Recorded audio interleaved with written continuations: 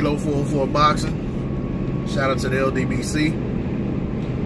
So I was reading an article on boxing scene. Shout out to boxing scene, where Dillian Whyte was talking about, you know, how much he wants that rematch with Anthony Joshua. And, you know, he basically was saying that he doesn't feel confident that the fight's going to happen. He was saying that he feels like if they were to go ahead and have the rematch, that he feels like he would knock Anthony Joshua out in the rematch. He says, having had 2 fights with Anthony Joshua, he's proven in both fights that all he has to do is touch Anthony Joshua one time and he hurts him. And what he's alluding to is they had a fight in the amateurs. Dillian Whyte won that fight, and he dropped Anthony Joshua in that fight. When they had their fight, I can't remember what year it was, maybe 2015 or 16, where Dillian Whyte and, no, let me think, was it 2016, I think it was. Well, anyway, whatever year it was, they had that fight. Dillian Whyte was doing good in the fight. You know, both guys were pretty much holding. It was a pretty evenly matched fight, you know, in spots. Dillian Whyte caught Anthony Joshua with a pretty good shot and hurt him. I don't remember what the shot was. That's off the top of my head. But he hurt him.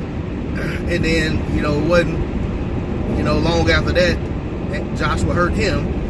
And then a little, you know, probably the next round or the round after that, Joshua ended up getting him out of there. But Dillian Whyte, he's right. He did hurt Anthony Joshua in that fight. He gave a good account of himself. He went out on his shield. The build up to the fight was pretty good. It was a lot of back and forth. As far as, you know, the guys talking about, you know, their disdain for each other. I mean, you know, Anthony Joshua doesn't talk a lot, but as far as Dillian, he probably talked more about Dillian Whyte in their upcoming fight than I can remember anything other than the episode he had with Dominic Brazil, where they got into it a little bit. But as far as what I think, you know, I think it'll be a good fight if they can get a rematch. I'm not going to make a prediction or a pick on it because the fight's not announced, fight ain't made or anything. They're still, I'm assuming that they're still negotiating, or they're trying to come to the negotiations, or whatever the case may be. I know Whyte said earlier that he hadn't heard back from Matchroom or Anthony Joshua's side at all. But, you know, that's been a few days ago. Maybe something's changed since then. But I'm eager to see what's next for both guys. I'm eager to see who AJ is going to fight next. Eager to see who Dillian Whyte fights next. If they're fighting each other, you know, I'm going to tune in and watch that fight because I think it's an intriguing matchup. You know, I'm not convinced one way or the other about whether or not it's going to happen right now. I mean, there was a time where I thought for sure that was going to be the fight, but the next fight for both guys, but I'm not convinced right now.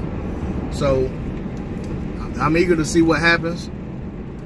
I know until it does happen, or it doesn't, you know, until something's announced, Dillian Whyte's going to continue to talk about it.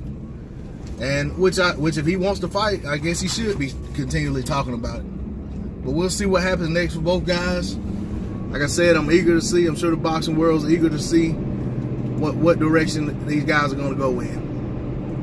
Shout out to the LDBC, Dillian 404 Boxing. I'm out. Peace.